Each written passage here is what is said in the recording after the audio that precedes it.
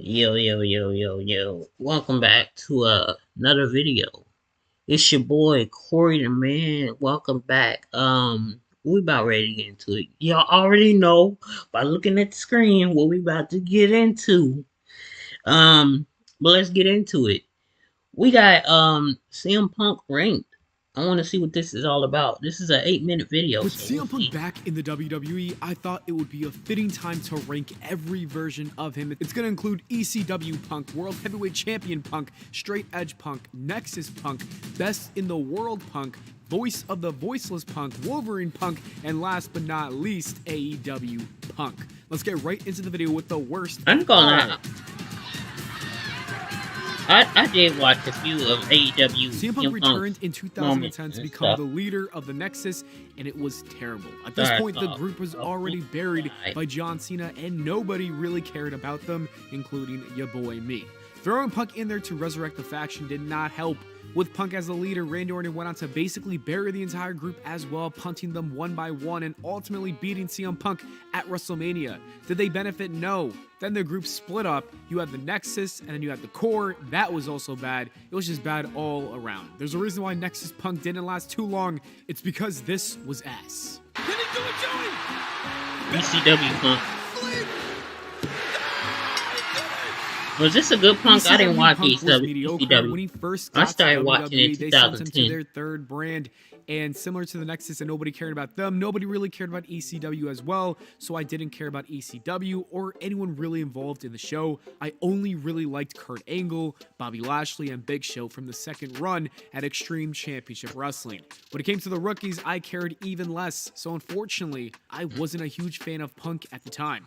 I remember only being excited to see Punk versus Benoit before the tragedy occurred. We then got a feud between Punk and John Morrison, which again, I didn't care about. Punk really didn't have standout matches or moments from this run. He didn't have that aura yet. This version of Punk was very forgettable, so it's very low on my list.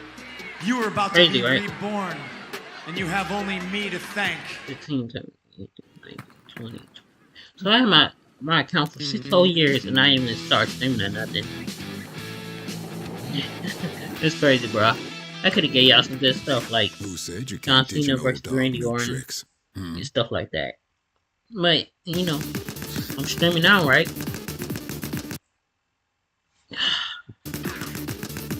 I hate these ads. They don't be realistic. If it was a good ad, where they were making all the best choices, greater versions of CM Punk, maybe. Starting with Straight Edge Society Punk, it was so good. He had so much potential to I think I saw him in a Rumble. It was nice. With Jeff Hardy, Punk started to expose the fans for their addictions to alcohol and drugs and other addictions that aren't good. Since he lived a straight edge life, he wanted to help and improve the lives of millions of fans watching WWE at the time. He really created a cult and started acting like Charles Manson, recruiting people to join him. Punk was shaving heads and saving lives. Like I said, this had so much potential. It felt like CM Punk finally figured out how to become a WWE superstar, because prior to this, he was focusing more on his wrestling ability, but then this is when he mastered his character work. Unfortunately though, Straight Edge Society Punk doesn't rank too high on my list because the WWE dropped the ball with this gimmick. CM Punk lost important matches against Rey Mysterio, had his hair shaved off from his head, and then got into a feud with Big Show that just made him look like a loser. The WWE had a real opportunity to make him the biggest heel in the company at this time, but unfortunately treated him like a mid-card bum. While the concept was genius, there just wasn't a good execution from the booking standpoint of things, and so that's why Straight Edge Society Punk is this low on the list. The GTS! In back-to-back years, I really wish CM Punk was on SmackDown, and cashed in so he could have to the interacted World with Luke Gallows. Twice. The first time it was against Edge, but then he quickly relinquished his title after Orton and his goons beat him up backstage. Randy Orton punted him, and then he was gone. It sent him away. I don't know what happened. This is not why I rate this version of CM Punk in the middle of the list. No, it's because of his second cash-in on Jeff Hardy while he had a slow burn heel turn. Punk embraced his dark side and went on to have a nice run as a champion. This consisted of some matches with The Undertaker and others, but more importantly, his feud with Jeff Hardy is iconic. As a kid, Right. I loved Jeff Hardy, and so I hated CM Punk. I hated his guts, which was him doing his job. CM Punk was the opposite of Jeff Hardy, and this is why this works so well. The blur between fiction and reality made this feud really special. I think it's one of the best rivalries of all time in professional wrestling. And I'll never forget CM Punk trolling everyone.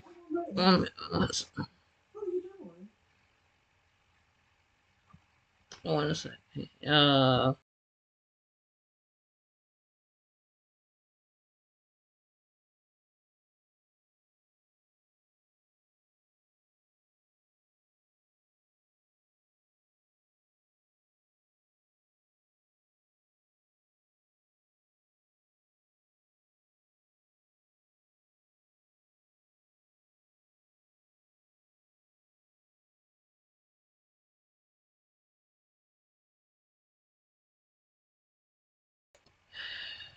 What's going on, y'all? I found out I gotta go somewhere in a few minutes, but we should be able to finish this video. When dressing up as Jeff Hardy, that was savage. 2009 CM Punk was special. I dare you, Fatso, to step up and fight CM Punk! After his match with The Undertaker at WrestleMania 29, CM Punk took a short break from wrestling. The Best in the World returned a few months later, back as a babyface looking like Wolverine. This run was wild when you look back at it.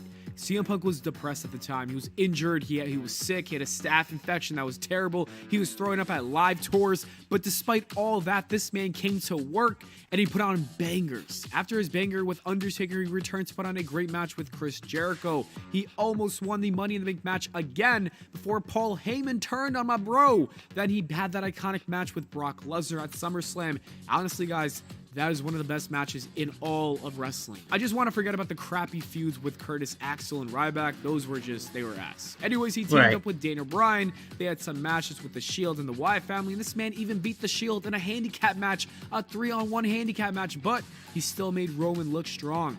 After all that, he walked out on WWE only to be fired on his wedding day. That is some chaotic, wild shit, but still legendary nonetheless. Understand, when you step in the ring, your arms are just too short to box with God. CM Punk's heel turn in 2012 was an incredible run. He kicked it off by turning on The Rock at Raw 1000. Then CM Punk officially became a Paul Heyman guy.